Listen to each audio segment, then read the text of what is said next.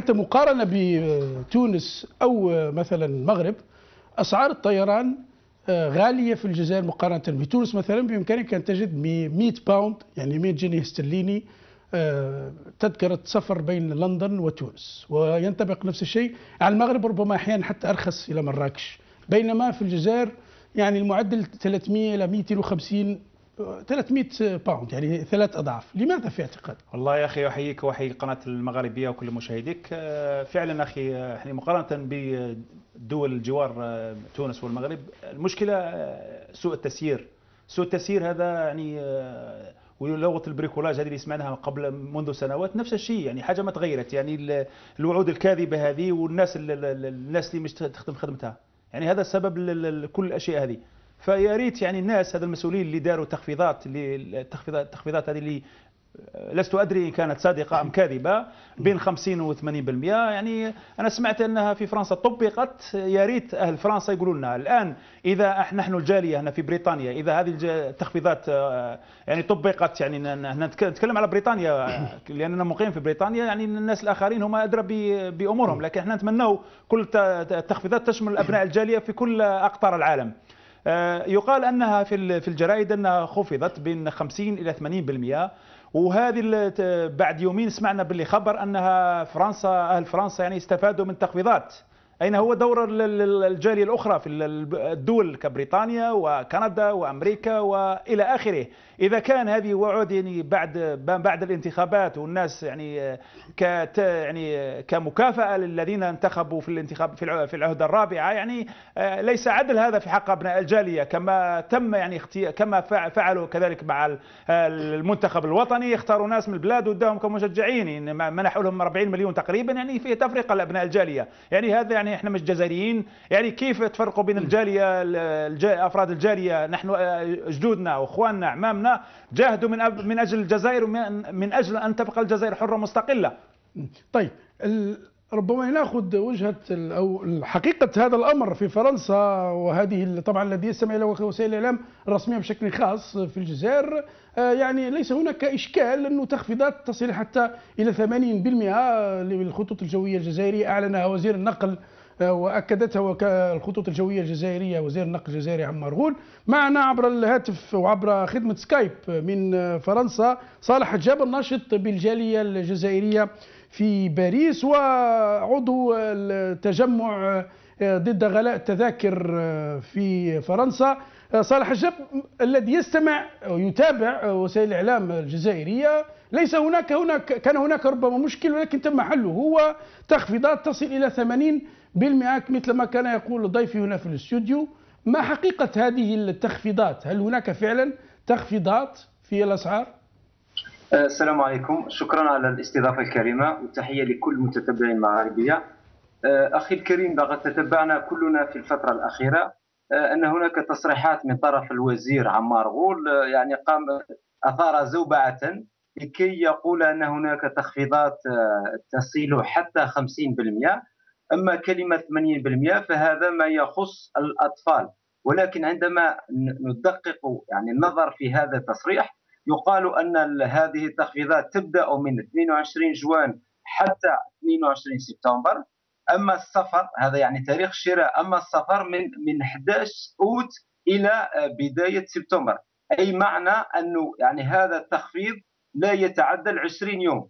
وهذا ما كان إلا لكي يفهم الجالية أن الأمور عادية ويكون هناك تخفيضات، وأن هذه يعني الحيلة هي حيلة كما يقال، هي الشجرة التي تخفي الغابة.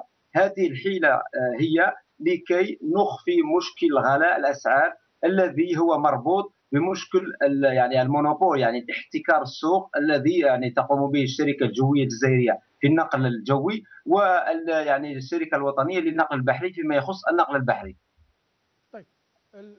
الصورة يعني ليست بما يتم التسويق له، يعني الذي يستمع إلى الصحافة الجزائرية ويتابع الصحافة الجزائرية لنكون دقيقين، يعني بالعكس أنه عمار غول قام بدوره و يعني لبى دعوات، إن صح التعبير، استجاب إلى دعوات الجالية الجزائرية في الخارج، ويعني خاصة كما سميت إحدى وعود العهد الرابعة التي تعهد بها عمار غول. ألو نعم. ألو الأخ جمال. نعم نسمعك. نعم.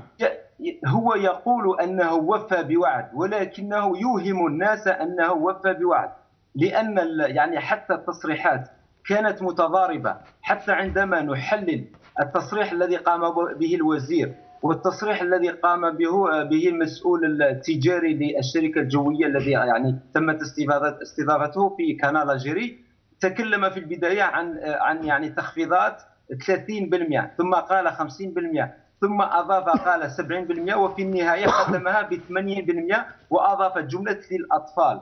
وهو نفسه قال أن هذه التخفيضات لما تبقى من التذاكر. يعني الكل يعلم أن يعني الناس التي تنوي الذهاب إلى الجزائر لن تنتظر نهاية جوان كي تشتري التذاكر، ولذلك أن أغلبية يعني المقاعد محجوزة، وبقيت بعض التذاكر. هو يحاول يعني إفهام الجالية أن هناك تخفيضات. أما الصحافة، هناك يعني قناة أو هناك يعني مواقع مثل موقع تياسا. هذا الموقع قام بمحاولة شراء عبر السيت يعني موقع إير الجيري، وفي كل مرة يجد السعر يتعدى 500 600 500 600 أورو. وقام كما نقول بأمبريميكرو، يعني قام بتصوير الحاسوب ووضع هذا وقال هل هي تخفيضات أم هي كذبة.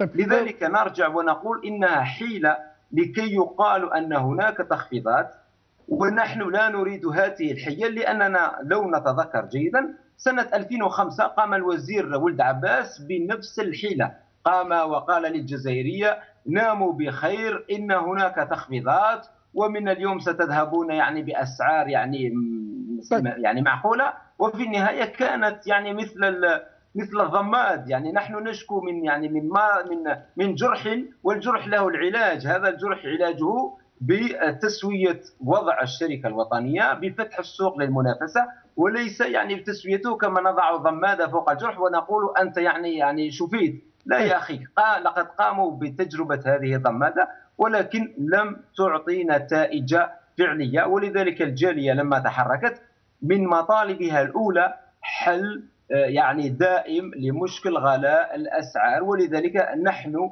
لسنا يعني مغتربين، كما يعني لسنا جزائريين في شهرين في السنة، نحن جزائريين كل الأيام السنة. وليس لا عمار غول ولا الجوية ولا غيرهم من يحدد لنا أيام زيارة الجزائر. لذلك نطلب حلا يعني لكل السنة، ونحن المغتربون نحن من يقرر متى نزور بلدنا الأم الجزائر. طيب، ولهذا كانت هناك وقفة لكم في احتجاجية في فرنسا، في باريس وفي ليون أمام مقرات الخطوط الجوية الجزائرية السبت الماضي. نعم، كانت هناك وقفة أمام الجوية الجزائرية بباريس، ووقفة أمام قنصلية الجزائر بليون. وستكون هناك في السبت القادم 21 سبتمبر على الساعة 2:30 أو 2 زوالا وقفة ثانية أمام الجوية الجزائرية بباريس، ووقفة أمام قنصلية الجزائر بليون، ووقفة أمام الجوية الجزائرية بولاية ماتس بشرق فرنسا. لأن أغلب الجالية هنا فهمت أنها لعبة أو حيلة. وحتى عندما ندقق يعني نقطة أخرى مهمة جدا، عندما تقرأوا أغلب المقالات ترون أن هناك تخفيضات للجالية الجزائرية من فرنسا إلى الجزائر، وكأن الجالية التي تقطن في باقي يعني ربوع العالم ليست يعني معنية. وهنا يقودنا هذا إلى أو يؤكد لنا أن الحل يعني عشوائي، والحل كان في آخر لحظة لكي يقولوا يعني ناموا. وحتى هم يعني حاولوا إقناع المنظمين يعني بحذف بعدم إكمال الوقفة. الحمد لله هذه المرة تفطن المنظمون وقالوا نحن سنقوم بالوقفة. والشعب سيأتي. ولكم يعني لا أظن أنكم رأيتم الفيديو الذي يبين عندما كنا يوم السبت الماضي أمام الجوية الجزائرية طلبنا من مسؤول الجوية الجزائرية بالخروج إلينا لكي نسلمه رسالة المطالب. طيب خليك معنا صالح. 10 دقائق رفض الخروج. لنحلل رفضه للخروج. رفضه للخروج يعني أن ليس لديه معلومات يقدمها طيب خليك معنا صالح الجاب لو سمحت. ونقطة ثانية، لا لو سمحت نعود للنقطة الثانية. دعنا نشرك معنا ضيفنا في الاستوديو. نعود إليك للنقطة الثانية. صالح، أيضا في لندن هناك وقفة كذلك أمام الخطوط الجوية الجزائرية. والله احنا درنا تظاهرات سابقا نفس الشيء كان يقوله صالح مشكور. احنا ننادي ابناء الجاليه يوم الجمعه هذه 20 جوان ابتداء من الساعه الثانية ونصف ظهرا الى غايه 5 تقريبا، يعني دعوه للجميع. هذه الامر يهمنا، هم جميع ابناء الجاليه. هذه امور اذا انت ما تجيبش حقك، هذه حقوقك وواجباتك. المفروض تجي تتظاهر، يعني تظاهر سلميا، يعني مش ضد الاشياء، ضد الغلاء. يعني فيه مطالب كما تعلموا ان المشاكل الجاليه هنا كاين الناس ما راحوش هذا الصيف، يعني كما تعلموا يعني داروا تخفيضات وبعثوا التاكس. هذه كانت خدعه اصلا. ما الناس اللي داروا التيكيات داروها يعني حتى يغطوا اعلاميا انهم بعثوا اس ام اس للناس، والناس جاوا مره صباحا وفيهم اللي اشترى تذكره يعني ب 300 باوند، بينما بيعت ب 270 باوند في الاجنسي. يعني هذه كيف التخفيضات هذه؟ يعني هذه خدع، يعني عينا منها. يعني كيف خدع؟ يعني كيف؟ يعني هم داروا شوشره كما يقولوا بالاخر، داروا تاكس، بعثوا اس ام اس للناس باللي تخفيضات. يعني انت تصور ابناء الجاليه اللي مسجلين 40,000 جزائري مسجل في القنصليه، تصور ان كل شخص عنده في الدار عنده شخصين 80,000. يعني هل يعني يديروا تخفيض 80,000 تذكره لهذا؟ يعني نفرضوا ان كل دار فيها راجل وزوجته، فما بال الابناء طيب يعني هل عملوا اعلان عام على اساس ان هناك تخفيضات وبيعت التذاكر لافراد بعينهم؟ اخوي جمال بعثوا اس ام اس، رسائل قصيره للناس باللي في يوم من الايام انا عندي تاكس باللي انكم تخفيضات ستبدا من هذا اليوم. الناس راحوا مساكن على 4 تاع الصباح، داروا طابور يعني امام مقر الخطوط الجويه الجزائريه، والمغاربيه كانت حاضره وانا سجلت كذلك. بعد ذلك الناس كانوا دخلوا يشروا تيكيات. الناس الاول تذكره شراها وقيلا 280 او 290، بعد ذلك السعر ارتفع ولات ب 350، بينما في بعض الاجنسي شراوها ب 270، يعني اقل من تخفيضات الخطوط الجويه الجزائريه. والعدد لا يكفي، احنا 40,000 جزائري مسجل هنا في القنصليه، كيف هذا؟ يعني طيب كان هذا الطابور الكبير، وكان يعني اندهش الكثيرون يعني من الانجليز ومن السواح الذين تفاجؤوا يعني في مشهد يعني تراجي كوميدي. يعني استحى الناس، في بعض الاخوه يعني استحوا فقالوا يعني فيه تذكره مجانا ستمنح لنا، يعني حبا للوطن. الجزائر حتى ما يبهدلوش يعني القيمه لان مكتوب فيها الخطوط الجويه الجزائريه، يعني وكاله يعني باسم الخطوط الجويه الجزائريه. يعني والله عيب اخي. يعني هذه الناس يعني ما حبش تحترم نفسها مقارنة بدول الجيران. عندهم هنا أخي من بريطانيا فيه يورو لاين، فيه حافلة تمشي للمغرب ببلاش، فيه كما ما طلبنا أن فتحنا ما طلبنا يعني طلبنا فتح المجال الجوي للمنافسة بما يعرف باللو كوست. يعني أنا لست أدري كيف هذا الناس المسؤولين في البلاد يعني أنت هنا تقول هنا أنه ربما الجزائريين في الخارج في بريطانيا وفي مكان لا يريدون منة من الخطوط الجوية الجزائرية ولا عمره ولا وزير النقل ولا من الحكومة، يريدون فقط فتح مجال المنافسة، السماح بدخول شركات منخفضة التكاليف. نعم. مثل ما هو شأن بإمكانك هناك حتى شركة منخفضة التكاليف تكلفة التذكرة بين لندن، وإن كان مطار خارج لندن نوعا ما ستانستد مثلا، أرخص من لندن السعودية الرياض، أرخص من لندن الجزائر اللي هي تقريبا ضعف المسافة. يعني من الجزائر ولندن 2.25 ساعة بين السعودية ولندن، يعني ضعف المسافة، والسعر أرخص من لندن للسعودية من الجزائر إلى لندن. والله شوف بيني وبينك احنا طلبنا، يعني المشكله في الخطوط الجويه الجزائريه الان لازم ما عندهم حتى، لست ادري كيف هذو يخدموا. عندنا في البلاد كما تعرف في الجزائر في شركتان شرستان، الخطوط الجوية الجزائرية والفرنسية، يديروا تخفيضات للدول يعني من قطر إلى الجزائر، من فرنسا إلى الجزائر، فيه الإماراتية كذلك. يعني هذو لو يفتحوا المثال أنا تكلمت عليه من قبل، لو أنه يديروا الخطوط الجوية الجزائرية، اسطول مغاربي تكون رائدة حتى في المغرب العربي، مثالا يسموا الخطوط الجوية الجزائرية خاصة بدول المغرب العربي، فيدخلوا يعني أموال طائلة للبلاد. هذا الشيء الثاني يعني هذه اللو كوست يعني ما شكيتش انهم تساعدهم لانها ما يخدموش بنزاهه، لان الخطوط الجويه الجزائريه مع احترام الناس شرفاء يعني بيني وبينك. صالح حجاب، ما رايك في هذا؟ يعني المشكله ليس في هذه المنه بين قوسين وهذا التسويق وهذه محاولات التبلعيط كما يقول التعبير الشعبي الجزائري بين قوسين، انما الحل في فتح المجال للمنافسه وسماح لشركات تنافسية. هذا هو الحل؟ نعم أخي الكريم، هذا هو. هل تسمعني؟ نعم أخي الكريم، الحل هو يعني كما قلتم أننا نصير كباقي يعني الزبائن لباقي الشركات، كباقي المواطنين. لا نريد أن نبقى يعني مربوطين بشركة فاشلة، والكل يعلم أن هذه الشركة بها يعني عدد العمال يفوق العدد، يعني هو ضعف العدد الذي يجب أن يكون. لذلك هذه الشركة ليس لديها أرباح، لذلك ولن تستطيع اقتراح خدمات تجلب لها الزبائن. لذلك هي تقوم بنوعين من الاحتكار. الاحتكار الأول وهو يعني مثل ما تقوم به مع أغلازير، ولو أننا ليس لدينا يعني وثائق لكي نبرهن ذلك. والاحتكار الثاني وهو يعني اتفاقات بينها وبين الشركات الأخرى. الشركة الأخرى مثلا اير فرانس، لقد اتصلنا بمديرية اير فرانس وطلبنا منهم الأسئلة التالية: لماذا لا تبرمجون رحلات إضافية؟ لماذا لا تخفضون الأسعار؟ لماذا؟ أجابونا أن هناك يعني بنود في هذه الاتفاقيات تمنعنا أن نقترح أسفار أخرى ورحلات أخرى وبأسعار أخرى. هذا فيما يخص مثلا اير فرانس. نرجع إلى أغلازير، تقول هذه الشركة أنها شركة فرنسية وأن السوق مفتوح، في حيث عندما نرى، ولقد يعني أرسلنا بالأمس رسالة إلى هذه الشركة أغلازير، وأرسلنا نسخة إلى المنظومة العالمية للتجارة ونسخة إلى مديرية النقل بفرنسا. طلبنا منها الأسئلة الثلاثة التالية: هل السوق الجزائرية مفتوحة؟ ولماذا؟ أخذنا يعني صورة من موقعها.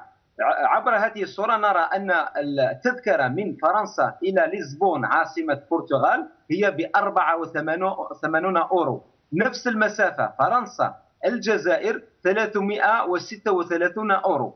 سألناها لماذا هذا التضارب في الأسعار، وليس حتى يعني فرق 4 أو 5 أو 10 أورو، هو فرق يفوق 4 أضعاف.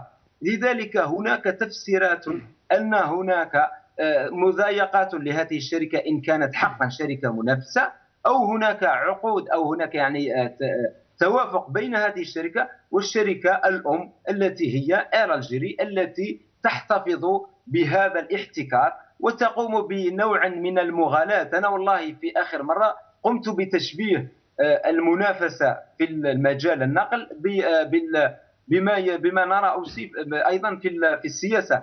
عندما نرى مثلا حزب الأفلان الذي أشبهه بالجوية الجزائرية، ونرى حزب الأرندي الذي أشبهه بأغلازير، ونرى مثلا حزب عمار غول ولا هو حزب التاج الذي نشبهه بأر ميديتيراني أو غيرها. ظاهريا نرى أن هناك معارضة أو نرى أن هناك يعني منافسة. ضمنيا لا توجد المعارضة ولا توجد المنافسة، إنها منافسة صورية. ولذلك نطلب من هذه الشركة أن تدع هذا السوق وتترك شركات أخرى تقترح لنا أسعار ترضي المواطنين. أشير إلى في آخر خرجة لمسؤول اير الجيري، قال: نحن في اير الجيري نقترح يعني مأكولات يعني سخنة وكأنها ليست ساخنة في الطائرات الأخرى، ونحن نقبل بأن يتجاوز المسافر 30 كيلوغرام، وكأنه يريد تلميع شركته. أنا أقول له: بما أنك ترى نقاطا يعني تجلب المواطنين وتجلب الزبائن، افتح السوق واترك الجزائري او حتى يعني السواح. نامل ان يكون هناك سواح. اليوم الزبائن هم جزائريين فقط. اتركه يختار بطريقته وكما نرى في باقي المواقع والذي يتابع ربما هنا صالح، الذي يتابع ربما يعني تجارب أجانب مع الخطوط الجوية الجزائرية في الإنترنت متوفرة يعني، وتعطي صورة سيئة سلبية عن الجزائر عموما، عن صورة الجزائر.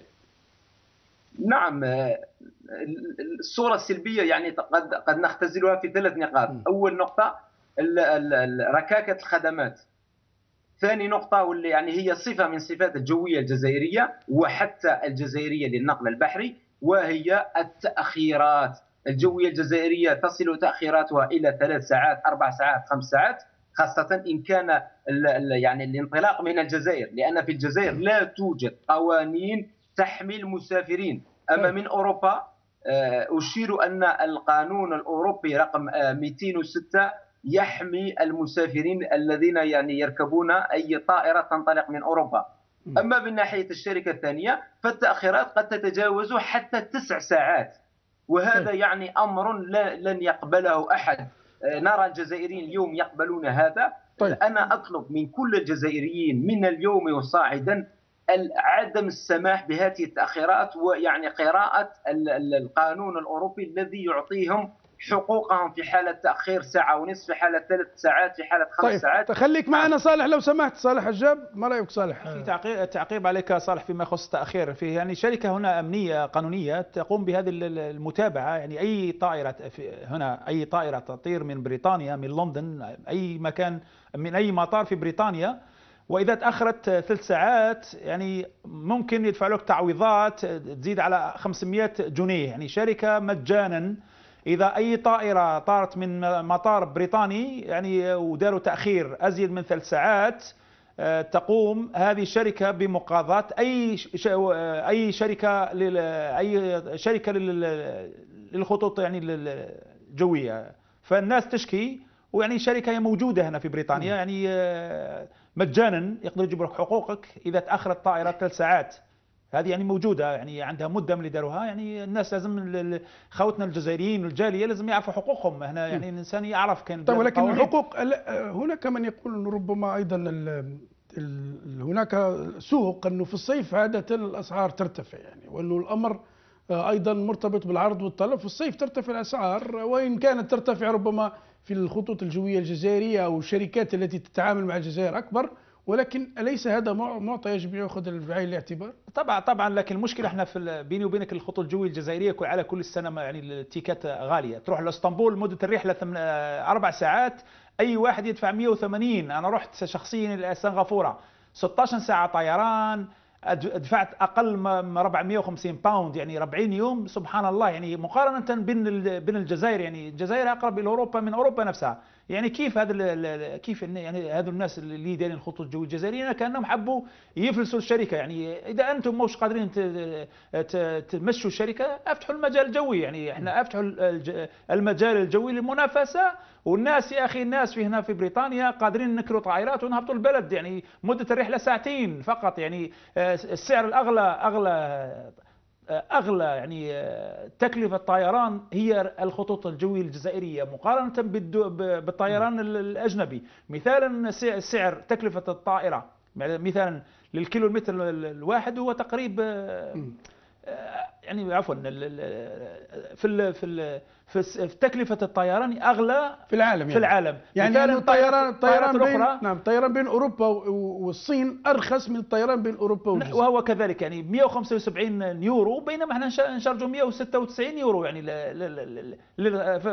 ما فهمتش أنا كيف حنديروا الحل هذا. يعني المسؤولين هذول اللي يقولوا، يعني المسؤولين يعني خاصة وزير النقل، يعني متى تكون عندنا بالنسبة لوزير النقل والخطوط الجوية الجزائرية ما فيش مشكل، وأنه أعلن ذلك في التلفزيون وفي الصحافة الجزائرية، وأنه يعني أرقام الحديث عن تخفيضات، عن أرقام يعني ببلاش، يعني خاصة في فرنسا يعني لا تتجاوز المليونين بالسنتيم. يسمى 50% و80% يعني ببلاش. يعني إذا كان هذا عم مرغول، يعني وزير الآخر وزير النقل، يعني 80%. يعني متى يكون هذا؟ يا ريت هذا المسؤول، يا ريت يكون عندنا مسؤول هنا في المحاضره مع المغاربيه او يرد عليكم في عندكم. بالمناسبه حاولنا الاتصال، طبعا استجبنا، تابعنا فقط ما جاء بيان الخطوط الجويه الجزائريه. حاول الزملاء اتصال بالخطوط الجويه الجزائريه، متحدث ربما ليعطي وجهة النظر الخطوط الجوية الجزائرية، ولكن ليس هناك رد، وهذه مشكلة أخرى، مشكلة الردود على التليفون. معنا الآن عبر الهاتف من فرنسا ناشط في الجالية الجزائرية مراد صالحي. مراد، كجزائري تعيش في فرنسا، تجربتك معها السفر إلى الجزائر عبر النقل عموما. هناك مشكلة أخرى، ليس الطيران فقط، مشكلة النقل البحري الغالي مقارنة أيضا بالجيران. نعم، السلام عليكم أخي جمال. نحييكم ونشكركم على الدعوة، ونحيي كل الثقلين وضيوفكم. أولا للتصحيح، أنا مقيم في سويسرا. نعم. والله يعني القضية هي الموضوع، يعني هذا يعني موضوع يعني صح، هو أزمة، هو يعني أزمة حقيقية، أزمة اجتماعية، أزمة مستعجلية، أزمة يعني هي أزمة ناتجة عن سوء تسيير. فشركة الخطوط الجوية كمثل الشركات الجزائرية هي قضية، هي ضحية قضية سوء تسيير، سوء برمجة، سوء تطور، سوء عمل، سوء نظرة مستقبلية متطورة في التقنيات. يعني آخر الدول الإفريقية، أنا لا أقول دول أوروبية، يعني تجاوزت هذه الفترة. يعني للأسف والله لو نتكلموا يعني بصراحة أخي جمال على شركة الخطوط الجوية، كل هذه المشاكل هي قلنا ضحية، وباش نكونوا منصفين ما نقدروش نحملوا كل المسؤولية على المسؤولين المحليين لهذه الشركة. ليش؟ لأنه لو نشوفوا كل المؤسسات في كل المجالات هي المشكلة ناتجة عن نظام سياسي ونظام يعني ليسير بلاد، ليسير يعني كل هذه المؤسسات الدولة، هو نظام فاسد للحقيقة. هذا يعني هذه مأساة. أنا والله يعني ما كنتش حابب نتكلم في الموضوع، ولكن نشارك بما أنه مطلب، ومن حق أي جزائري يطالب بهذا المطلب. المشروع قانونيا مشروع يعني دستوريا، هذا حق مطلب وحرية أي جزائري يطالب به. ولكن ما نقدروش نتكلموا على يعني مؤسسة من بين مؤسسات، فكلها يعني كلها جلها يعني ضحية سوء تسيير. يعني المشكلة أساسا هذه يعني تمظهرات، يعني المشكلة أساسا مشكلة طريقة الحكم، نوعية الحكم، التسيير، كيف تحكم البلاد، وينعكس ذلك على كل القطاعات بما فيها النقل الجوي أو البحري. نعم أخي جمال، لو نمشي أنا دركا للدكتور والطبيب نقول له عندي يعني عندي مرض جلدي، أو راح يعطيني يعني العلاج للجلد، ولكن الطبيب لو كان طبيب يعني يعمل العمل ديالو راح يعالج أسباب الضرر الجلدي. هذا مثال. حبيت نغتنم الفرصة أخي جمال لما راني نشارك والمستمعين وكل الناس يعني الخيرين الجزائريين المواطنين داخل الوطن وخارج الوطن، ندير نداء نقول لهم لما تكون هذه المطالب الاجتماعية سواء كانت في السكن أو في النقل أو في أي مطلب شرعي اجتماعي، يجب على المسؤولين، يجب يتعودوا هذا المسؤولين باش يجاوبوا الناس. وفي نفس الوقت كله مربوط بنظام سياسي ولا نظام تاع تسيير فاسد انتهت صلاحيته. ما نقدروش يعني نصلحوا يعني قطاع ونتركوا قطاع. يجب على كل المواطنين وكل المناضلات في الداخل ولا في الخارج الجزائري باش يديروا يد في اليد ويقولوا نعم يجب علينا نطالبوا بحقنا، هذا حقنا. كل المسؤولين اللي يتكلم عليهم ضيفكم اللي نحييه بالمناسبة، هذه المسؤولين يجب تكون عندهم من الآن فصاعدا عقلية أنه يخدم الشعب كما في انجلترا، كما في اي دوله تحترم نفسها. الذي يستمع الى عمار هو بالعكس انه دوله قائمه وبمهمتها واكثر، الحكومه قائمه بمهمتها واكثر من اللزوم، حتى في موضوع هذه يقول بانه مع الذين ذهبوا لمناصره المنتخب الجزائري دوله ولا دوله في العالم قامت بما قامت به الجزائر، ويتحدث بزهو كبير وبافتخار انه ما كانش دوله في العالم دارت الجزائريين مثل ما دارت حكومة بوتفليقة، يعني سفر مجانا إلى لمناصرة المنتخب الجزائري. نعم، انا مانيش حاب هذا المسؤول لما نتكلموا عليه، انا نتكلم عليه كمسؤول ليس كشخص باش الناس تسمع مليح الكلام. انا ما نعطيلوش وقت كبير على هذا الكلام، انا نقول له يعمره وري لي ولا يعني يورينا اي بلد في العالم متقدم من الدول المتقدمه بنات التقدم ديالها والتنميه ديالها على يعني من خلال كره قدم. هذا استخفاف بالعقول، وكما يقولوا بالعلميه هذا تمسخير بالشعب الجزائري. يجب على عمار هول وامثال عمار هول ان هو راهو في خدمه الشعب، هي ليست مملكه الجزائر. اخي جمال، عندنا في الجزائر اطفال، والله العظيم والله العظيم الجزائريين لازم يسمعوني مليح. عندنا اطفال، عندنا مشكله تاع دواء، راهم بين الحياه والموت. هل عمار هول يعلم بانه مقابله تاع كره قدم ولا تاع استثمار في الرياضه اهم من هذا الاولاد؟ هذو ولادنا، هذا جيلنا. الجزائر عندها القدرات، الجزائر موقع على معاهدات في المنظمه العالميه للصحه. اين هذا؟ انا اتكلم مع ارقام. يجب على كل مستمع وكل مستمعة وكل مشارك وكل جزائري يحب الخير يا سيدي لولده مش ليه. يسمعونا شوية. المأساة زادت في الجزائر، الأزمات ترابطت، والله ولينا نتصل مع الناس عبر المواقع الاجتماعية بالساعات أخي جمال، بالساعات، أزمة مر أزمة. أين المسؤولين؟ أين الشعب الجزائري؟ أين الناس؟ كرة القدم على الرأس والعين، لما تكون بلاد تمشي على يعني وفي اعتقادك طبعا أنت أشرت إلى جانب مهم والجانب الإنساني، والعديد طبعا هناك 7 ملايين جزائري مقيم في الخارج ويساهمون أحيانا في عمل خيري، في مساهمة في مساعدة ربما الذين يريدون إجراء عمليات جراحية في الخارج. لو كانت وموضوعنا الطيران، لو كان الطيران يعني غير مكلف قد يسهل كذلك هذه المهمة للجزائريين في الجزائر وخارجها، أليس كذلك؟ بالطبع أخي جمال، بالطبع أخي جمال، كل شيء مرتبط. ما يقدرش إنسان تكون عنده شقة وما عندوش الكهرباء، ما يقدرش إنسان تكون عنده يعني طيارة وما عندوش يعني كيفاش نقولوا يعني السيرفيس معها. ما تقدرش تكون عندك انت إمكانيات اللي تقدر توصل بها، اللي تقدر كاين طائرات، ما تقدرش تكون عندك هذه الإمكانيات وما تقدرش تربط بها، كله مرتبط. فلهذا نحن نناضل، والعمل مازال طويل قدامنا، ولكن ما نقطعوش الياس وندير النداء يا خوتنا الجزائريين. احنا بنحبوا الجزائر، نوضوا الصباح ونرقدوا بالجزائر. احنا يهمنا الوحيد انقاذ ثم واش خسروا هاد المسؤولين اللي عبثوا بالشعب الجزائري منذ الاستقلال. والله غير عيب، لو الجزائريين والجزائريات يسمعوني، قارنوا الدول، قارنوا بوركينا فاسو، قارنوا موزمبيق، قارنوا أنغولا، كل هذه الدول كيفاش قدمت هذه الدول. شوفوا في أوروبا الشرقية كان عندهم مشكل بعد الجزائر ويعني قضاو صوالحهم ومشاو. احنا مازلنا في الأزمة، مازلنا بكرة القدم، مازلنا يعني أشياء. طيب، والموضوع على الأقل مع الجيران، موضوع غلاء أسعار الطيران، كيف تفسر؟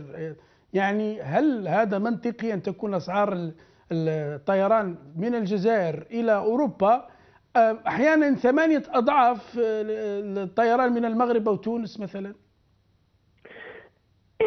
هذا قلنا والله يا أخي جمال، يعني الموضوع هذا مليح. أنا لو ندخل في التفاصيل راح تكون ساعات طويلة. أنا يعني تكلمت عن العموم. العموم هو سوء تسيير. الجزائريين في هناك جزائريين ناس تفكر، في ناس هناك توعي، ولكن السياسة الجزائرية قائمة على ماذا؟ لو كاين عودة 4 ولا 5 ولا تخدم طرف ضد طرف راح تكون الأسعار بالمجان، ولكن انتهت هذه اللعبة. إلى النظام الفاسد في الجزائر إذا ما عندوش مصلحة في هذا ما يستثمر النظام الجزائري إلا لما تكون عنده مصلحة، إلا لما تكون عنده مشروع هو اللي يحوس عليه، مش مشروع للشعب الجزائري ولا للوطن، مشروع للبقاء. هذا معروف، وكل التجارب وكل يعني الخبره تاعو يعني السي في ديالو، كل الهيستوريك تاع البوفوار هذايا النظام الجزائري اثبت على انه نظام تاع مصلحه شخصيه بالافراد جماعات. هذه هي الحقيقه اخي جمال، والله يا اخي جمال. طيب يعني وانت تشير هنا يعني انه الصوره الاكبر هذا من ذاك، يعني هذا ليس الا نتيجه ما يحدث في قطاع النقل، نتيجه لاسلوب حكم متبع في الجزائر ربما منذ 62. شكرا. اخي جمال، لما يكون عندك مسؤول، سامحني برك دقيقه، لما يكون عندك مسؤول يقول لك الشعب يموت، ماذا تنتظر منه؟ شكرا جزيلا لك. شكرا جزيلا لك مراد صالحي الناشط الجزائري، كنت معنا عبر الهاتف من سويسرا. شكرا جزيلا لك. أعود إلى صالح حجاب. صالح، المشكل لا يخص أيضا ربما الموضوع الأكثر إثارة للجدل، موضوع الطيران، والمشكل أيضا موجود في غلاء أسعار الطيران النقل البحري، أليس كذلك؟ يعني هناك من الجزائريين في فرنسا مثلا من يفضل التنقل إلى تونس لأنها أرخص، وحتى في التعامل مع تسهيلات في الجمارك بدل من الجزائر، أليس كذلك؟ نعم أخي، كما قلنا هي صراحة السوق النقل الجزائري الجوي والبحري تحكمه شركتان، ويعني ويسير هذا السوق بعقلية سوق الفلاح في السنوات السبعينات والثمانينات، أي يعني يقترحون تذاكر بأسعار باهظة، ويقال العبارة التي نعرفها كلنا وهي هذا القماش ادي والله خلي. لما تركبوا في بواخر تونسية، والله أنا آخر مرة ركبت في باخرة قرطاج، هي باخرة يعني يتجاوز عمرها 33 سنة، لما تجولت بها ورأيت كيف يتكلم معي يعني عمال الباخرة، قلت لزملائي إنها باخرة تيتانيك للعالم العربي، صراحة قمة النظافة وقمة الاستقبال، وكانت يعني بمبلغ نصف مبلغ نفس الباخرة، يعني باخرة جزائرية وفرنسية التي تأخذنا من مارساي إلى الجزائر. هذا كما قال يعني الأخ مراد صالحي هي مشكل تسيير، ولذلك هاتين الشركتين تفرضان أسعارهما. تكلمت شخصيا مع مدير برمجة الرحلات باتجاه الجزائر، لم يرد استعمال كلمات يعني كبيرة، قال لي يعني أصدقاؤنا الجزائريون هم صعب جدا التكلم مع والتحاور مع أصدقائنا الجزائريون. وهذا يؤكد ما قلتم أن المغاربية لم تستطع الاتصال مع الجوية الجزائرية. قام هناك سيت انترنت يعني مشهور في السياحة اسمه تور ماغ، اتصلوا بنا ولكي يقوموا بكتابة مقال، كان الأجدر بهم أيضا الاتصال بالجوية الجزائرية. ولما اتصلتم بهم اليوم قلت لما لم تنشروا المقال، أجابوني لم نستطع حتى الساعة الاتصال بالمسؤولين او من يقوموا هذا نفس يعني حاولنا ايضا ننقل وجهه النظر الاخرى، يعني وجهه الخطوط الجويه الجزائريه بشكل خاص، ولا رد، الهاتف يرن ولا رد، يعني الهاتف المتوفر يعني. نعم، هي عباره يعني الجويه الجزائريه او القنصليه او السفاره هي عباره عن يعني نموذج للجزائر، يعني لنظام الجزائر، يعني كيف تسير الجزائر بالخارج. أنا كان عندي أحد أصدقائي يقول لي عندما أدخل إلى القنصلية أتذكر يعني أتخيل وكأنني أدخل بلدية من بلديات الجزائر، وهذه يعني نفس ولكن البعض الذين أيضا، ولكن أليس المشكلة أيضا مرتبطة ربما، لا نكون صرحاء يعني، أليس المشكلة أيضا ربما جزائرية يعني في التعامل عموما، يعني حتى الذين يشتغلون ربما في القنصليات أيضا يشكون من سلوك إخوانهم الجزائريين، ونفس الشيء ربما الذي يلحظه الملاحظ في اماكن الخطوط الجويه الجزائريه في فرنسا وفي حتى في لندن، يعني دائما فوضى ويعني واحيانا عراك، يعني اليست المشكله احيانا ابعد يعني ربما مرتبطه يعني جزائري بجزائريين؟ لا يا اخي الكريم، هي مشكله صرامه، والصرامه تاتي من عند المسؤول. لانني يعني تكلمت في مره مع قنصل باريس سيد رشيد ولي، وقال لي نفس الكلام، قال لي نعم بعض الجزائريين او اغلب الجزائريين تنقصهم التربيه و فسالته سؤال بسيط، يا سيدي القنصل، عندما نذهب الى البريفكتور هنا يعني الاداره، وعندما نذهب الى البلديه ونذهب، الا نرى نفس الجزائريين؟ الا نراهم في الطابور؟ الا نراهم يحترمون القانون؟ ولكن في قد يقول ربما العامل هناك، ونحن نتحدث مع الجزائريين يشتغلون انهم ربما يتعاملون، الجزائري ايضا المواطن الجزائري يتعامل بنوع من الاحترام كذلك عندما يتعامل مع اجنبي في بريفكتور في فرنسا، وعندما يذهب الى اداره فيها جزائري اخوه جزائري يتعامل ايضا احيانا بنوع من الحديه، اليس كذلك؟ يا اخي هي ليست هي اظنها مشكل الثقه، لاننا يعني لو نتكلم على مثال السيد عمار غول مثلا، قمنا بإرسال رسالة. لو تكلمت تقولون الإدارة الأوروبية أرسلنا رسالة تلقينا جواب. لما ترسل رسالة إلى عمار غول أو غيره من الإدارات لا تتقبل شيئا، لا تجيبك. أي معنى في هذا يعني الرد أنهم لا يعيرونك اهتماما. ولذلك المرة القادمة عندما تتقابل مع هذا الوزير أو هذا الإداري طريقة تكلمك معه لن تكون نفسها طريقة تكلمك مع الأوروبي الذي يحترمك ويقول لك لقد تلقينا رسالتكم ونحن ندرس وسنجيبكم، وبالفعل يكون هناك جواب وتكون النقاط واحدة بواحدة. ولا نجد نفس الشيء مع إدارتنا. يعني إدارتنا هي يعني وكأنها تعيش في سنوات ما قبل ظهور الإعلام الآلي أو ظهور حتى الإدارة في حد ذاتها. لا أظن أن المشكل والمثال ويأتي من الإدارة ويأتي من هرم السلطة، يعني من المسؤول الذي يجب أن يتحلى بالأخلاق، يجب أن يتحلى بالمهنية. لأننا عندما أقول مهنية، عندما تكلمنا مع الإداريين تكلمت مع القنصل ومع ممثل الجالية ومع النواب. القنصل يقول لي لقد قمت بإرسال رسالتك إلى الجزائر، ويظن في رأسه أنه قد قام بعمله. لا يا أخي، أنا أتكلم عن مشكل، أريد حل المشكل. لما نتكلم مع مثلا النائب يقول أنا قمت برسالة شفهية، وفي هذا النوع من الرد يعني صراحة نوع من الاستهتار بالشعب. طيب خليك معنا صالح حسب، ما رأيك صالح؟ يعني هل ربما أليس ربما الوضع المالي ربما للحكومة للسلطة الجزائرية أنها مرتاحة ماديا مقارنة مثلا في محورها المالية، يعني نقارن مثلا بالمغرب ربما وتونس الذي تحتاج فعلا يعني مواطنيها في الخارج تحتاج لدعمهم المالي للاقتصاد للسياحة ولأموالهم خاصة من العملة الأجنبية، هو الذي ربما يجعل الفارق. يعني الذي في المغرب مثلا هناك تسهيلات كبيرة خاصة سواء في النقل الجوي أو في الاستقبال في النقل البحري مثلا مقارنة بالجزائر. والله هذا شيء اخر يا اخي، هذا شيء مختلف على الموضوع. المشكله هذا لازم له موضوع اخر، ساعات وساعات.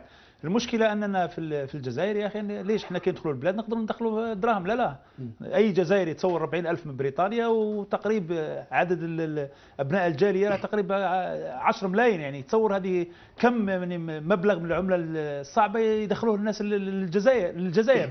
المشكلة ليس في ذلك، المشكلة هو سوء التسيير. سوء التسيير يا أخي هو السبب كل المشاكل في الجزائر، كما تكلم الأخ صالحي وسويسرا والأخ صالح. مشكلة سوء التسيير، وهذه هي مشكلة الجزائر. مثالا في الدول المتقدمة لو أن الشخص أخطأ في حق أي موظف، مثلا أخطأ أو مسؤول يستقيل، يعني حفاظا على المسؤولية تاعو. احنا في الجزائر ولا شيء، يعني كملوا على الخطأ نفس الخطأ فتولي أخطاء. فهذه مشكلتنا. المشكلة الثانية اللي حابين نتكلم عليها كما تكلمنا على الخط البحري. يا أخي احنا في بريطانيا مقطوعين في جزيرة، لذلك نطالب بفتح خط بحري من ميناء ليفربول أو بورسموث إلى الجزائر. يا لو كان يكون في 3 شهور يعني فصل الصيف. كذلك مشكلة الجزائر اللي يهبط منا للجزائر يلحق على 6 مثال العاصمة ويحب يروح القسنطينة أو غرداية أو وهران أو عنابة، ويروح. أنا صارت لي مع شخص بات مسكين في الأوتيل، يعني كارثة. كيف أنت لماذا لا تخصص يعني خطوط يعني خاصة خطوط إلى مثال إلى قسنطينة أو إلى وهران أو إلى باقي المدن الأخرى؟ الجزائر شاسعة ليس كأوروبا. طيب أوروبا في بعض الأحيان عندك وسائل النقل خاصة في لندن 24 ساعة، بينما في الجزائر يوصل الإنسان للعاصمة يعني يستك، يعني خلاص مسكين عليه. إذا عنده شخص ينتظره، وإلا ما عنده الشخص يبات هناك ويزيد يشري تذكرة ويتعب. هذه مشكلة يعني سبحان الله. نحن الآن في 2014 طيب. يعني قامت دول وذهبت دول ونحن لم نتحرك، مازلنا في عقلية السبعينات. دعنا ناخذ فاصل قصير ثم نعود لمتابعة النقاش مع ضيوفنا. فاصل قصير ثم نعود.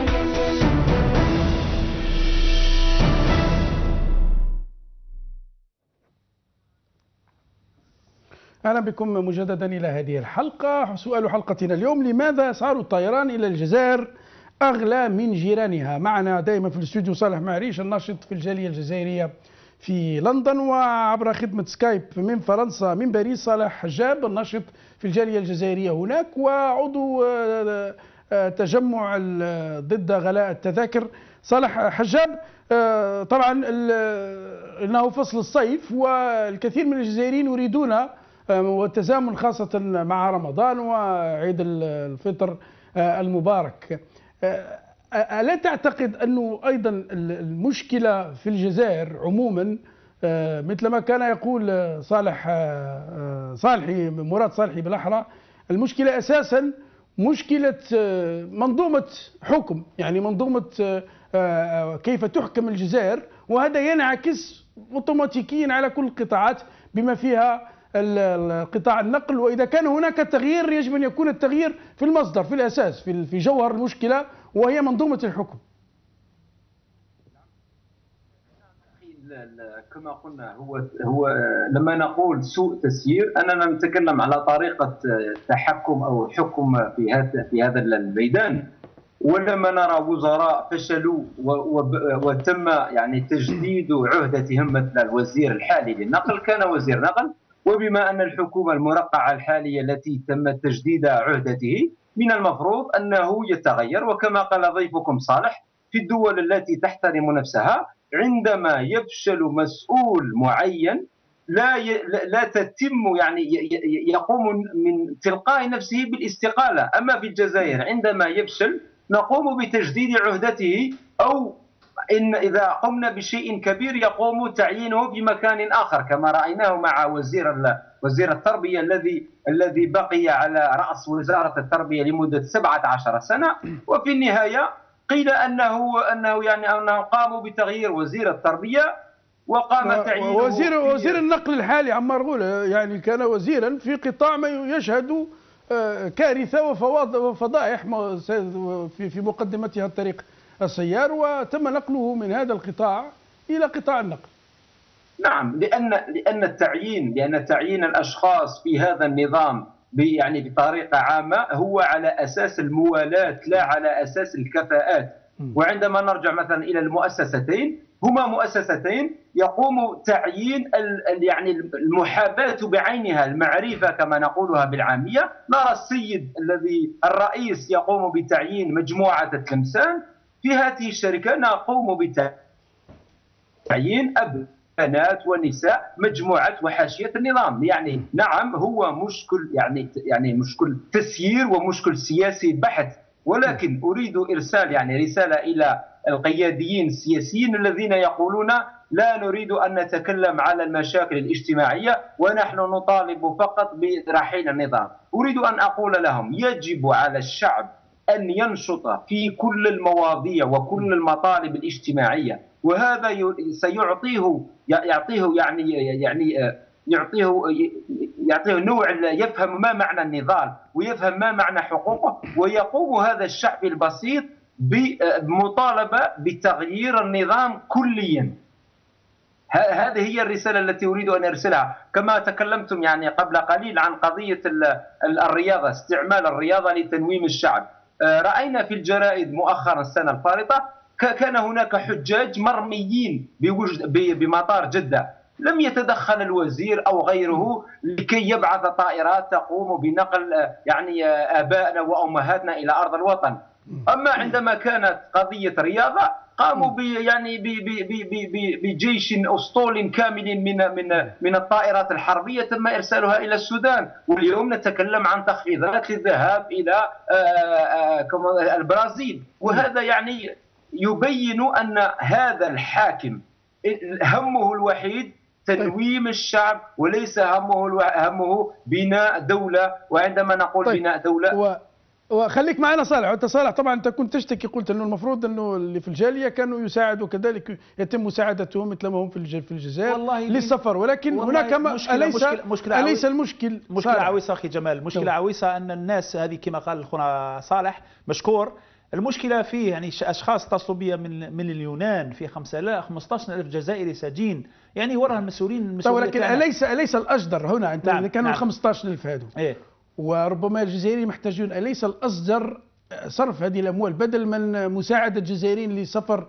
إلى البرازيل وكان بمقدورهم؟ يعني المفروض أنك تستمتع بمشاهدة كرة القدم، عليك أن تدفع من مالك الخاص لمشاهدة المنتخب الجزائري بدل من هذا الدعم الحكومي. المفروض هذا الدعم يذهب للجزائريين الذين يحتاجوه، ليس نعم كذلك. نعم وهو كذلك. احنا بالمناسبة يعني جثامين الناس يموتوا هنا، تلمد له في العلوم من حانوت لحانوت، ونشكر الناس اللي راهم يلمدوا الدراهم لوجه الله باش يساعدوا خوتهم يبثوا جثامين البلاد.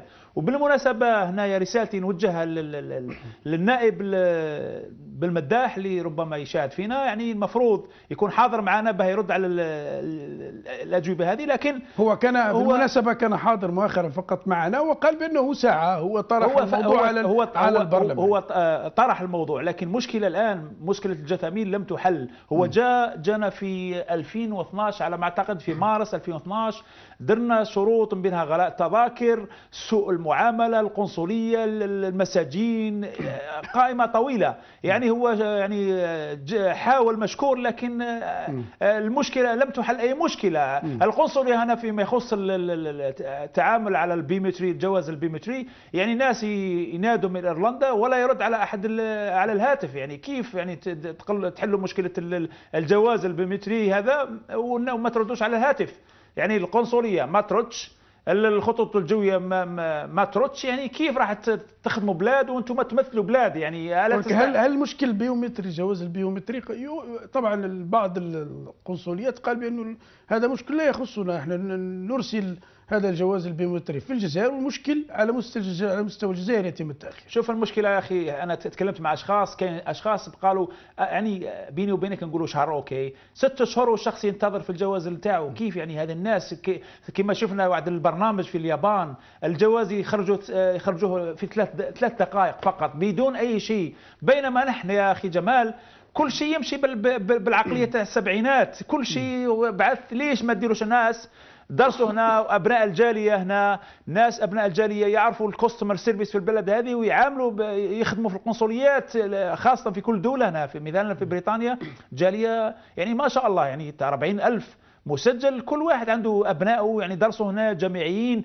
أعطوا الفرصة للناس اللي مولودين مزدادين هنا يعني باي يخدموا في القنصلية. في الفترة الأخيرة عرضوا يعني منصب عمل، وكانت شروط تعجيزية، يعني سبحان الله كانك تدخل فيه راح تبقى وزير أو تصبح رئيس جمهورية، يعني شروط تعجيزية. نريد خدمة أفضل لأبناء الجالية. يعني سبحان الله نحن جزائريين نحب بلادنا، نحب نكون طرف فعال في خدمة الجزائر، عندنا كفاءات يعني مشتتة بين بقاع العالم. يعني سبحان الله فينا أشخاص يحبوا البلاد أكثر من الناس اللي راهم في الحكومة صراحة.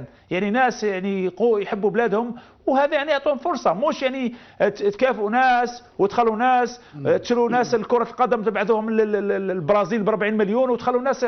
ولكن حتى انت تصر على الموضوع انه تم اقصاء او تفرقة بين الجزائريين في الخارج، ولكن هذه الاموال ألم يكن اجدر صراحة هذه الاموال التي لدعم الجزائريين للذهاب للبرازيل، دعم مثلا الجزائريين المرضى لنقل الجزائريين الى الخارج للمداواة او لدعم المستشفيات الجزائرية الكارثية الوضع؟ أليس هذا أفضل؟ نعم وهو كذلك أخي. هذه يعني سبحان الله ليش ما نشوفوش الدول هذه، يعني الدول الأخرى اللي شاركت في المونديال ما شفنا ولا شخص يعني يتكلم وزير أننا نبعث الجزائريين، وكأننا عيب والله عيب. يعني سبحان الله فيه ناس لو هذا الفلوس بعثهم الناس يدير الحج، فيه ناس يعني محتاجين مرضى والناس يروحوا الحج، لو انهم يعني قدموها في سبيل الله. هذا الناس اللي يمدوا رياضه صح فعلا، الناس ديرها اموالها، لكن لا ريت هذه الاموال تقدم في صالح النفع، في صالح العام تكون احسن.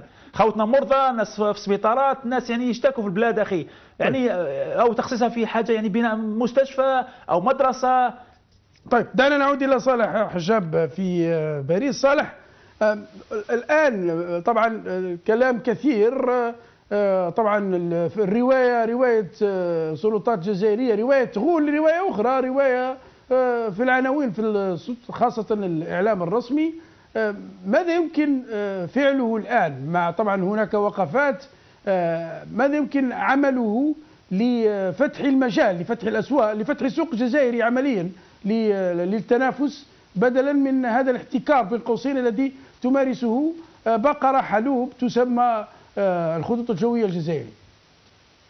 نعم، هي الخطوط الجوية الجزائرية بقرة حلوب، وترانا نحن أبناء الجارية كبقرة، يعني عمالها يرون نحن كبقرتها الحلوب لكي يعني يطيلوا عمرها، لأن الجوية الجزائرية والجزائرية للنقل البحري لا تعيش إلا على المساعدات الدولة وعلى يعني الأموال التي يقتصدها يعني المغتربون. في الأسبوع الفارط كان هناك أحد المغتربين يعني والله قيل لي في ليون كان يبكي للقنصل، قال له أنا أتقاضى 700 يورو، كيف لي أن أعيش ب 700 يورو وأقتني تذكرة سفر ب 500 أو 600؟ من المحال. إذا للعودة إلى سؤالك أخي جمال، لكي نريد الحل يجب أن نفهم أولا أن هذه الشركة أو هذا السيد عمار غول أو غيره لن يتصدقوا علينا، ونحن لا نطلب الصدقة، نحن نطلب حقا أساسيا وهو الاستفادة من الأسعار التنافسية. ولذلك بما أن نظامنا لا يمشي كما تمشي الأنظمة العالم يجب الضغط عليه، وهذا من بالتجمعات، لأن هناك 18 وكالة للجوية الجزائرية في العالم، يجب أن تكون هناك تجمعات على طول السنة بدون توقف. يجب الضغط عليه من ناحية ثانية بالمطالبة بالحقوقنا التي يعطيها لنا يعني ليزاكور أوروبيان، يعني القانون الأوروبي قانون 261/2004 قانون يعطينا حقوقنا. يجب في كل تأخر المطالبة بحقوقنا، يجب التوحد، يجب العمل اليد في اليد لكي يفهم هذا الوزير أو هذا الرئيس أو هذا النظام أننا نريد أن يفتح السوق ونريد حلا جذريا ونهائي لهذا المشكل. نريد أن نكون تواقين، أن نرى يعني أشياء أخرى. والله حالنا عندما نتكلم عن قضية غلاء التذاكر وكأننا نرى إخواننا في الجزائر عندما يتكلمون على قضية يعني الماء في الحنفية. هل رأيت أحدا في أوروبا يتكلم مع آخر لكي يقول له كما نقول بالعامية جت العين؟ والله لا تراها، لأنها حاجة يعني حاجة أساسية وحاجة تافهة يعني لكل الناس. أما هناك فجعلوا هذا جات الماء، حتى أن أخونا صالح يعني قام بأغنية على جاء الماء، لأنه حاجة بديهية صرنا نحن نخمم فيها. لا يا أخي، نريد أن نتقدم. وعندما تكلمنا عن قضية المونديال أو غيره، تمنيت أن يفهم الشعب الجزائري أنه يجب عليه أن يتأهل إلى العيش الكريم ثم يتكلم عن التأهل إلى المونديال. ما معنى العيش الكريم؟ الاحترام، القضاء، أن تكون هناك ظروف المعيشة، أن لا نتكلم عن مشاكل الصحة. مشكل الصحة مثلا نريد أن نفتح قوسين، مشكل الصحة هناك يعني اتفاق ما بين الجزائر والدول الأوروبية لكي تقوم الدول الأوروبية بمعالجة الحالات الخاصة، بما في ذلك الأغنياء والفقراء. ما يتم بالجزائر يقوم باختيار حاشية النظام واللجنة التي تقوم باختيار الملفات، ويأتوا هم هنا إلى فرنسا ويبقى إخواننا لكي يموتوا في مستشفياتنا. لذلك يجب أن نتصل، خاصة نحن من يعيش بالخارج، يجب أن نتصل بكل الأنظمة الأوروبية لكي نقول لها كفاكي يعني. طيب، ومعنا الآن من عاصمة الاتحاد الأوروبي عبر الهاتف الأخضر فراط، الإعلامي الجزائري. الأخضر فراط، ما رأيك، ما جوابك على هذا السؤال؟ لماذا أسعار الطيران إلى الجزائر أغلى مقارنة بجيرانها تونس والمغرب بشكل خاص؟ لأن المشكلة الأساسية تكمن في تسيير شركة الطيران الجزائرية بحد ذاتها، لأنها لا تسير حاليا حسب القوانين المعمول بها دوليا لكل شركات، يعني فيها تضخم فيما يخص اليد العاملة، وفيها تبذير، وأيضا الكثير من الأمور التي تتنافى والتسيير العقلاني لأي شركة كيف هي موجودة يعني في العالم. ولو تطبق يعني المقاييس العلمية المعمول بها عالميا على شركة الطيران الجزائرية لا تم إعلان إفلاسها في الحين يعني. المشكلة أن بقاء هذه الشركة بهذه الطريقة، تعمل بهذه الطريقة، تنعكس على أدائها وعلى الأسعار بالدرجة الأولى التي يعني يدفعها المسافر المتجه نحو الجزائر أو الذي يخرج من الجزائر إلى بلدان الخارج. ولكن يعني السؤال مطروح، يعني كم تدوم هذه الوضعية يعني التي تعيش فيها شركة الطيران الجزائرية؟ هذا هو الإشكال الموجود. هل تعتقد أن هناك إرادة لإبقائها هكذا؟ يعني بقرة حلوب يعني تحلب من الجزائريين بأسعار غالية خاصة في الخارج، وربما حتى أيضا في الداخل، في مقابل من يحلبون منها. هناك حديث أنه هناك محظوظين متنفذين يحصلون حتى على تذاكر مجانا ويسافرون حتى على الدرجة الأولى، وسهولة الحصول لبعضهم حتى بإلغاء ربما حجز جزائري آخر للسفر خاصة إلى الخارج. يعني ما دام تسير هذه الشركة بطريقة سياسية مثل ما هي يعني مسيرة جميع الشركات في الجزائر، سيبقى الوضع على حاله، يعني دون دخول منافسة حقيقية على يعني على قطاع طيران. سيبقى الحال على حاله، وستبقى الأسعار تذاكر مرتفعة، وسيبقى المواطن يدفع ثمن. والاكثر من ذلك ان حتى الشركات الاوروبيه والشركات الاجنبيه التي تذهب الى الجزائر والتي يعني تشتغل مع الجزائريين تفرض عليها شركه الطيران الجزائريه، تفرض هي ايضا اسعار معينه حتى تتفادى المنافسه، يعني المنافسه العقلانيه يعني اقصد بها. طب لكن أليس هناك أيضا ازدواجية لدى خاصة عواصم القرار الأوروبية التي في أحيان تضغط وتدعو إلى الانفتاح والتنافسية التجارية، وعندما يتعلق الأمر مثلا بهذه الحالة لا يمكنها أن تضغط؟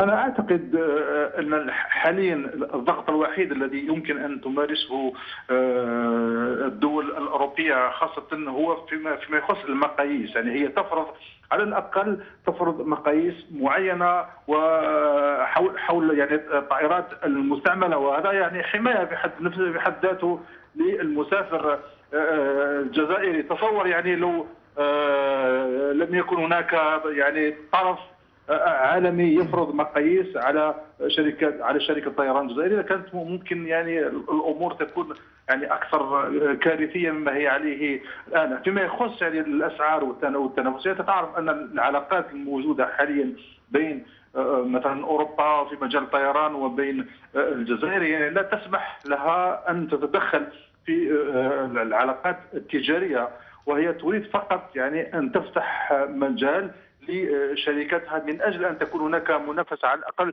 تدريجيه و على مراحل يعني كما يعني قامت به في الفترات القادمه الماضيه مع شركات اخرى غير شركه الطيران.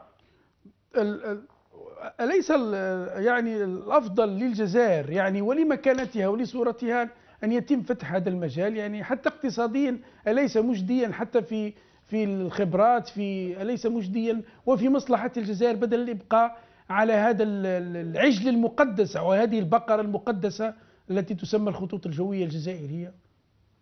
يعني هو الوضع الحالي ما دام الجزائر لها امكانيات ماليه ومخزون مالي معتبر، يمكن ان تقوم باصلاحات عميقه على مستوى يعني تسيير الشركات العموميه او حتى الشركات الخاصه. ولكن للاسف الشديد نحن نرى ان هذه الاموال يعني تصدق للشركات الأوروبية الفرنسية المفلسة، ولا تستعمل في إعادة إنعاش وإعادة ترشيد الاقتصاد الوطني بصفة عامة، ومن بينها يعني أهم شركة في الاقتصاد هي شركة